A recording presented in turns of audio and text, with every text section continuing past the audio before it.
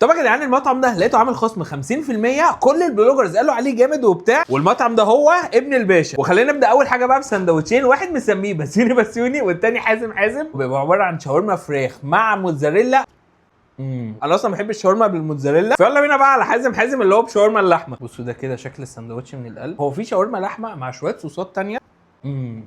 اصلا التتبيله بتاعت الشاورما اللحمه هنا تحس ان هي قلبه شويه على كباب الحله، مع شويه الصوصات والحاجات دي مخليها خطيره قوي. السندوتش ده 10 من 10 جامد قوي. هو صحيح مطعم ابن الباشا ده هو ليه فرع في محطه الرمل، والفرع الجديد بتاعه في سيدي بشر في شارع نافع المحروسه. هو عامل سوفت اوبننج دلوقتي بخصم 25%، وبكره الافتتاح بتاعه عامل خصم 50%. هنخش بقى على اللي بعده، هو حاجه اسمها كريب رول. ده يا جدعان هم شغلوا دماغهم وراحوا حلوا اكتر مشكله بتقابلنا في الكريب عموما، ان هو بيبقى كون كده فانت بتاكل من هنا بيلز من هنا، قام راح عمل لك نفس الكريب لكن على شكل سندوتش. ويا جدعان ده ترس وحشو حرفيا، بس الصراحه الشكل بتاعه لذيذ.